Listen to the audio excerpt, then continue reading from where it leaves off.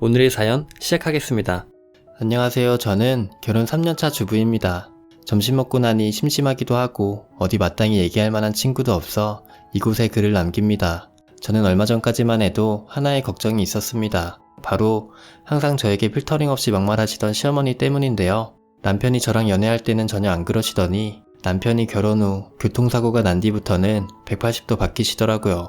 저희 남편은 완전 애처럼 굽니다. 막내 아들이라 오냐오냐 자라서 그런지 제가 모든 걸 하나씩 세세하게 다 챙겨줘야만 합니다. 예를 들어 출근 준비를 할 때도 양말은 뭘 신어야 할지, 오늘은 무슨 색 셔츠를 입어야 할지, 점심은 뭘 사 먹어야 할지 등등 자기 스스로 생각하는 법이 전혀 없고 웬만하면 저에게 모든 걸 물어보는 편입니다.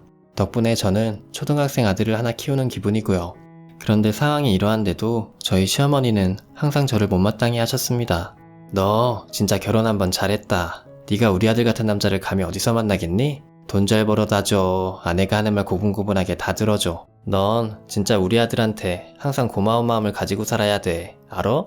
사실 어머님이 이렇게 아들 부심을 부릴 수 있었던 이유는 남편은 서울에 있는 4년제 대학에 이름만 들으면 누구나 아는 대기업에 다니고 있고 저는 고졸의 일반 개인 사업체에서 사무보조한 게 마지막 경력이었어서 결혼 전에 제가 좀 많이 기우는 편이었습니다. 양쪽 집안의 경제 수준도 시댁이 좀 더 여유가 있는 편이었고요.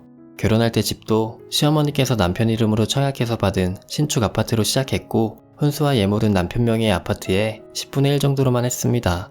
아파트값 5억, 혼수 대략 5천 정도인데 사실 결혼 전엔 5억이 아니었지만 요즘 부동산이 미쳐 날뛰더니 요 2년 새 시세가 많이 올라 벌써 5억이 되었네요. 덕분에 시어머니의 생색은 훨씬 더 심해지셨고요. 그래서 저도 제 자격지심에 남편이 물을 갖다 달라면 물을 대령하고 먹고 싶은 음식이 있으면 그날 장봐와서 반찬으로 꼭 해먹여가며 나름대로 내조에 최선을 다했습니다. 심지어 잠자리에서는 정상인이라면 살짝 혐오감이 들 수도 있는 남편의 독특한 요구들까지도 최선을 다해서 맞춰주었죠. 그러다 2년 전 남편이 교통사고가 나서 어깨 쪽에 큰 부상을 입어 철심을 박는 수술을 받았습니다. 정말 큰 사고였지만 다행히 목숨에 지장은 없었어요. 그 후 저는 2년 동안 남편의 수발을 들면서 제발 어깨가 낫길 바라며 매일 주무르고 기도했지만 생각보다 회복하는데 너무 오래 걸려서 마음이 참 아팠습니다. 다행히 회사 복귀에는 문제가 없었지만 매일 밤 일 끝나고 와서 식은땀으로 온 침대를 적시며 끙끙대는 모습에 저도 옆에서 하루 종일 밤새 식은땀을 흘리며 찜질해주고 주물러주다 보니 점점 피폐해져 가더라고요. 근데 시어머니는 그런 저의 모습을 보고서도 남편이 사고 난 걸 전부 제 탓으로만 돌리시며 본격적으로 심한 모진말들을 시작하셨습니다. 솔직히 너 때문에 우리 아들이 저렇게 된 거 아니겠니? 네가 남편 보필만 잘했어도 이런 사고는 안 났을 거 아니야. 도대체 이게 무슨 말씀이신지 솔직히 같은 한 남자를 사랑하는 입장으로서 위로는 못해줄 망정 어쩜 그렇게밖에 말씀을 못하시는지 시어머니가 너무 야속하고 많이 미웠습니다. 안 그래도 남편이 나쁜 일을 당할 때마다 진짜 나 때문에 그런 건 아닐까 하면서 괜히 자존감이 많이 떨어졌었는데 어머니까지 계속 그런 식으로 말씀을 하시니 없던 우울증까지 생기더라고요. 하지만 저는 그럼에도 불구하고 여전히 남편 옆에서 흉터가 남지 않도록 소독을 하고 마사지도 해주면서 어깨가 빨리 나을 수 있도록 최선을 다했습니다. 그만큼 남편을 많이 사랑했으니까요. 남편이 아픈 터라 모든 걸 그에게 맞춰주려고 노력했고 짜증을 내도 남편이 아프니 그냥 내가 참자 아픈 사람이 더 고생이지 뭐 라고 생각하면서 고분고분히 잘 따라주며 살았습니다. 하지만 시어머니의 극진한 아들 사랑은 이러한 제 노력에도 불구하고 더욱더 심해지기만 하더라고요. 얼마 전 시어머니가 저희 집에 오시더니 사고 난 지 벌써 2년이 다 돼가는데 왜 네 남편은 아직도 어깨가 아프냐면서 이제 앞으로 내가 여기 눌러 살면서 간병을 할 테니 그냥 넌 그런 줄 알으라면서 통보를 하셨습니다. 더 이상 저한테만 당신 아들을 못 맡기겠다는 것이 그 이유였습니다. 남편이 사고 난 게 제 탓은 아닌데 술 먹고 무단횡단을 한 제 남편 탓은 한 번도 안 하시고 2년간 계속 저만 탓하면서 원망을 하셨습니다. 예를 들어 집안에 어질러진 물건이 있으면 아니 얘가 이렇게 산만한 환경에서 지내니까 그렇게 교통사고가 나지 집안이 깔끔해야 남자가 밖에서도 집중할 거 아니겠니? 이렇게 정신이 흩어져서 다니니까 그렇게 주변을 못 보고 교통사고를 당하지? 라고 하시면서 정말 말도 안 되는 억지를 부리셨습니다. 모든 걸 제 탓으로 돌리고 싶은 부모의 마음, 그래야 자신의 마음이 편해질 것 같은 그 마음을 저도 전혀 이해 못하는 것은 아닙니다. 하지만 저도 이젠 한계였습니다. 수시로 오시는 것은 아픈 아들을 위해 그렇다 치지만 이젠 아예 눌러 사시겠다니요. 시어머니의 갑작스러운 말씀에 제가 당황하여 아무 말도 못하자 시어머니는 기분이 나쁘다는 듯이 왜? 내가 여기 살면 안 되는 이유라도 있니? 어차피 여기 내가 사준 아파트잖아. 근데 왜 내가 네 허락을 맡아야 되니? 하시며 또 제 아픈 곳을 찌르셨습니다.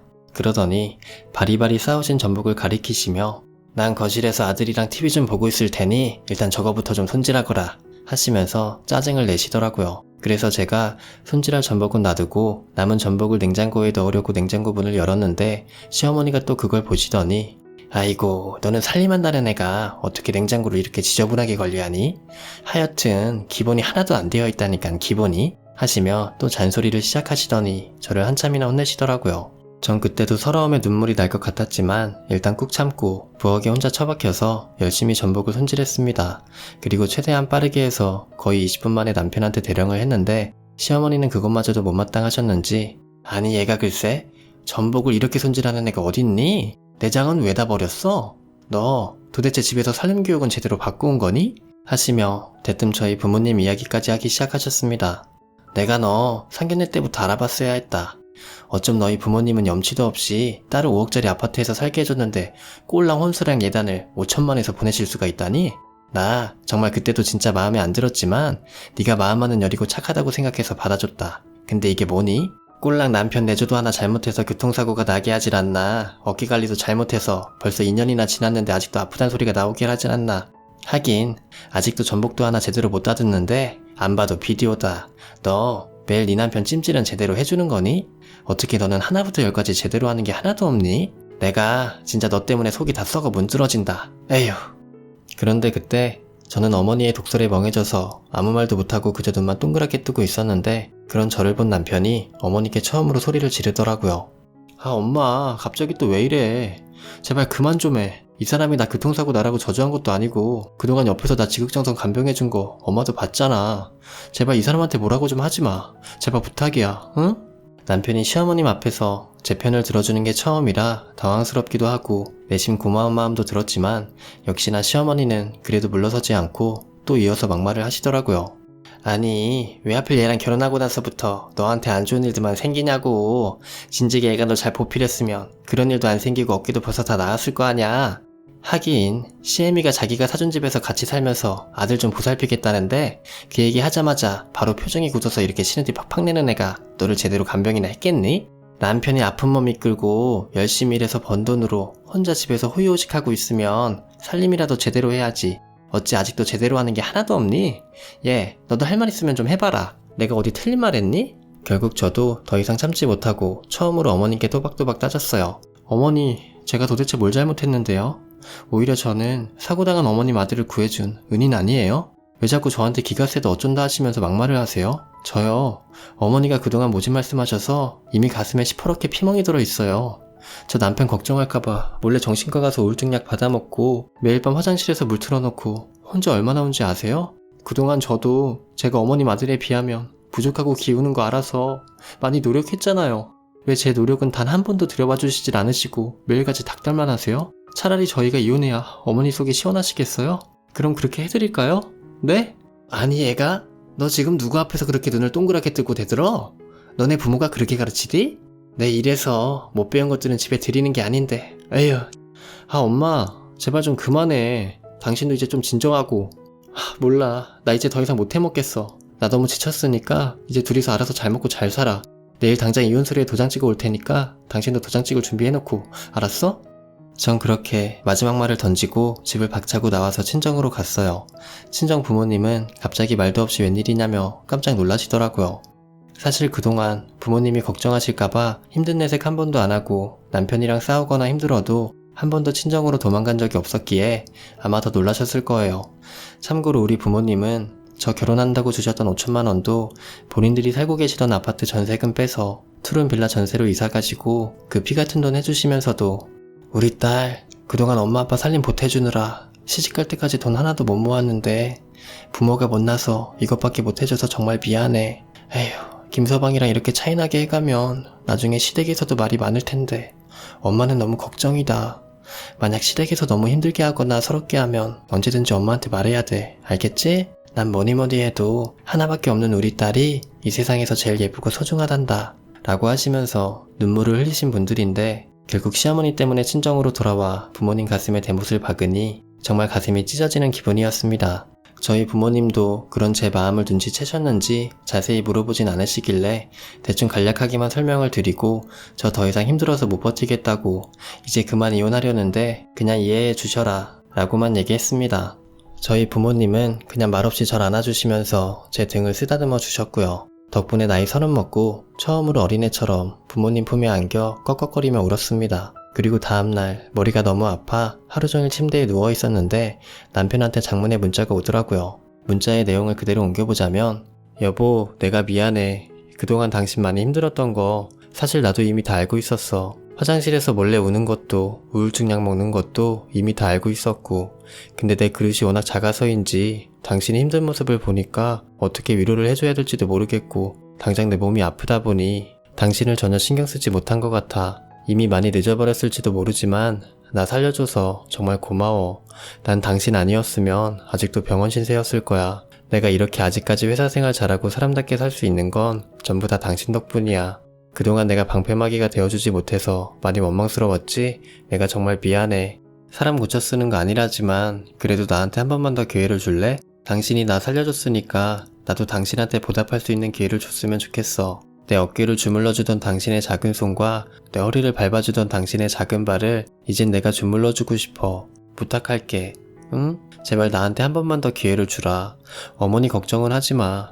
그날 당신 나가고 나서 어머니한테 만약 나 당신이랑 이혼하게 되면 어머니랑도 인연 끊을 거라고 확실하게 말씀드렸어. 당신 오면 꼭 사과하라는 말씀도 드렸고 그랬더니 어머니도 별 말씀은 안 하시더라. 내가 당신 오면 꼭 당신한테 사과시킬 테니까 너무 걱정하지 말고 당신은 실컷 푹 쉬다가 들어와. 알았지? 오랜만에 받아보는 남편의 정성스러운 문자였지만 전 그 문자를 보고도 화가 전혀 풀리지 않았어요. 그래서 냉정하게 답장을 보냈습니다.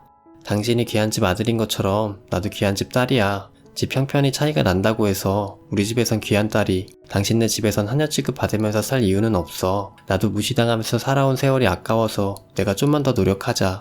내가 좀만 더 참자. 그럼 어머니도 알아주시겠지 하면서 얼마나 참고 열심히 노력했는지 알아? 근데 당신네 어머니는 내 노력을 알아주시기는커녕 오히려 갈수록 심해지시더라. 나도 이젠 한계야. 나 이제 더 이상 당신이랑 당신 어머니한테 이 이상 노력할 자신도 없고 둘 다 다신 보기 싫으니까 더 이상 연락하지 말고 그냥 제발 나랑 이혼해줘. 내일 변호사 만나서 상담하고 서류 보낼 테니까 정말 나한테 미안하면 도장 찍어서 보내. 이렇게 보냈는데 답장은 안 오더라고요. 그리고 그 후 며칠 뒤에 시어머니한테 전화가 왔지만 받지 않았습니다. 그랬더니 문자가 오더군요. 아가, 이런 말 하긴 그렇지만 내가 미안하다. 너도 귀한 집 딸인데 내가 말이 너무 심했지? 그래도 이혼 얘기 함부로 꺼내는 거 아니다. 우선 진정 좀 하고 푹 쉬다가 와서 우리 웃는 낯으로 다시 보자꾸나. 이렇게 왔지만 뭐 진심이라고 느껴지진 않았습니다. 워낙 아들 바보인 시어머니가 자기 아들 호랍이 되는 게 싫으니까 억지로라도 사과를 하셨어야겠죠.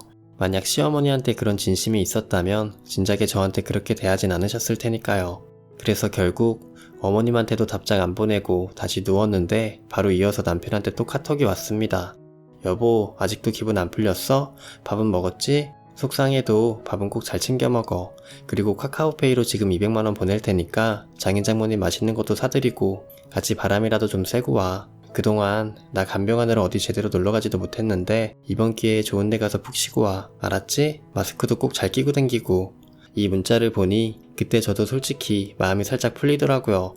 물론 제가 살림하느라 카드고 뭐고 다 가지고 있었고 그 200만원이 우리 비상금 계좌에서 나온 돈이란 것도 다 알고 있었지만 남편이 먼저 이렇게 말해주면서 보내주는 거랑 제가 그냥 함부로 쓰는 거랑은 기분이 완전 다르잖아요. 그리고 따지고 보면 솔직히 남편도 많이 힘들었을 거예요. 본인도 교통사고가 나고 싶어서 난 것도 아니고 다치고 싶어서 다친 것이 아닐 텐데 원래 표현 잘하던 사람이 사고 이후로 저한테 표현을 잘 못하더라고요. 아마 그동안 저한테 미안한 마음이 많이 컸을 거예요. 원래 가끔 애같긴 해도 늘 당당하던 사람이었는데 교통사고 이후 어머님이 그 충격으로 한번 쓰러지셨다는 걸 알게 된 후부터는 죄책감 때문인지 어머님이 저한테 뭐라고 해도 그냥 못 본 척만 하더라고요. 아마 남편도 중간에서 많이 힘들었을 거예요. 어쨌든 덕분에 저는 친정 부모님께 못했던 효도도 하고 외식도 시켜드리고 옷도 사드리면서 2주간 정말 꿈같은 시간을 보냈습니다. 부모님 모시고 3박 4일 제주도 여행도 다녀왔고요. 친정 부모님은 내가 딸 하나 잘 둬서 이게 무슨 호강이냐며 괜히 살짝 오바까지 해가시며 저를 더 치켜 세워주셨지만 전 그럴 때마다 오히려 시어머님이 저희 부모님을 욕되게 하셨던 말씀들이 또 생각나 가슴이 더 미어지더라고요. 그리고 많은 고민을 하다 정확히 2주 뒤에 악몽이 펼쳐졌던 그 집으로 다시 돌아갔습니다. 아직 확실하게 결론은 내지 않은 채로 일단 남편하고 얘기를 좀 더 나누어 보고 결정하기로 했어요. 근데 제가 들어가니 남편은 눈물을 글썽이면서 애처럼 저한테 안기더군요. 괜히 더 어리광을 피우면서 보고 싶었다고 왜 이렇게 늦게 왔냐면서 저를 껴안는데 옛날 연애 시절의 그의 모습이 떠오르더라고요. 이런 모습에 반했고 이런 모습이 좋아서 결혼까지 했는데 사고 이후 둘 다 너무 힘들다 보니 한동안 잊고 지냈습니다. 제가 괜시리 할 말이 없어서 지금 뭐해? 얼른 도장 가져와 하고 말했더니 화들짝 놀라면서 아직도 화가 안 풀렸냐고 물어보더라고요. 그러더니 자기가 생각 좀 해봤는데 그동안 자기 간병해준 것도 고맙고 방패막이가 못 띄워져서 내가 미안하니 시어머니가 사주신 아파트 명의를 제 명의로 돌려주겠다고 하더군요. 전 그 말 듣고 순간 너무 놀래서 그럼 어머님이랑 형님들이 가만히 계시겠냐, 완전 난리 나지 않겠냐고 했더니 그건 자기가 알아서 할 테니 걱정 말라고 하더라고요. 하지만 저는 아무리 생각해봐도 괜히 이것 때문에 더 큰 분쟁이 생길 것 같아 일단 그건 좀 보류하고 그냥 어머니가 집에 자주 오시는 거랑 나한테 막말하시는 것만 잘 막아달라고 했습니다. 그랬더니 그 부분도 이미 자기가 어머니랑 잘 합의했으니 신경 쓰지 말라고 하더라고요. 제가 어떻게 합의했냐고 했더니 앞으로 1년간은 무조건 집에 오시지 말고 만나더라도 밖에서만 보기로 했답니다. 어머니가 집에 오시면 자꾸 생트집을 잡아서 잔소리를 하니 그냥 차라리 집에 들어오지 마시고 밖에서만 보자고, 만약 집으로 찾아와서 배를 눌러도 절대 안 열어줄 테니 그렇게 하시라고 했답니다. 제가 놀래서 그걸 어머니가 가만히 수긍하시냐고 물어봤더니 당연히 수긍 안 하시길래 그런 마음대로 하시라고, 지금 엄마 때문에 아들이 이혼하게 생겼는데 엄마는 왜 아무 책임도 안 지려고 하시냐고, 엄마가 계속 이러시면 나 아파트 필요 없고 그냥 집사람이랑 완전히 딴 동네로 가서 원룸 잡고 살 테니까 알아서 하시라고 했답니다. 그리고 만약 그렇게 된다면 아예 연락도 끊고 살 테니 잘 생각해 보시라고 했대요. 그랬더니 어머님도 마지못해 수긍하시길래 마지막으로 한 번 더 얼렁뚱땅 몇 달 지나고 은근슬쩍 또 찾아오시거나 집사람한테 막말하시면 1년이 2년이 되고 3년이 될 수도 있으니까 약속 꼭 지키시라고까지 했답니다. 내가 나간 3주 사이에 어떻게 이렇게 상남자가 다 된 건지 순간 남편한테 설레기까지 하더라고요. 그래서 그냥 남편 껴안아버리고 오랜만에 안방 침대로 향했습니다. 사랑을 나눈 후 남편이 안아주면서 이러더라고요. 여보는 단순히 내 아내이기만 한 게 아니야. 당신은 내 생명의 은인이고 내 삶의 반이야. 난 이제 당신 없으면 못 살아. 나 친정가 있는 동안 혼자 재밌게 놀러 다닌 거 아니야? 인터넷 보니까 남자들 아내가 친정에 가 있으면 되게 좋아한다던데? 아니야. 난 당신이 친정에 가 있는 거보다 그냥 내 옆에 있는 게 더 좋아. 그러니까 앞으로는 내 옆에 꼭 붙어 있어야 돼. 알았지? 몰라. 아직 확정은 아니야. 당신 하는 거 봐서 결정할 거야. 으이그, 알았어. 내가 잘할게. 결국 저는 요즘 나름대로 행복한 시간들을 보내고 있습니다. 물론 아직도 남편은 애처럼 셔츠 좀 골라달라, 양말이 어딨냐, 오늘 점심은 뭐 먹냐면서 귀찮게 굴지만 전 그 모습이 더 좋더라고요. 제가 어릴 때부터 꿈이 현모양처였거든요. 밖에서 일하는 것보다 그냥 남편 내조하면서 보살펴주는 게 전 더 좋습니다. 아직 아이가 없어서 그런 건지 모르겠지만 제가 처녀 시절에도 워낙 집순이였어서 살림하는 것도 나름 재밌네요. 그냥 시어머님이 한 분 안 오시는 것 뿐인데 삶의 질이 너무 좋아졌습니다. 물론 남편은 아직도 어깨 통증으로 힘들어하지만 그것도 점점 좋아지고 있습니다. 그냥 점심 먹고 심심해서 쓰게 된 글이 이렇게까지 길어질 줄은 몰랐네요. 그냥 요즘 우울증 약도 끊고 기분이 좋아서 주저리 썼는데 좀 두서 없었더라도 양해 부탁드리겠습니다. 그럼 여러분들도 다들 좋은 하루 되세요.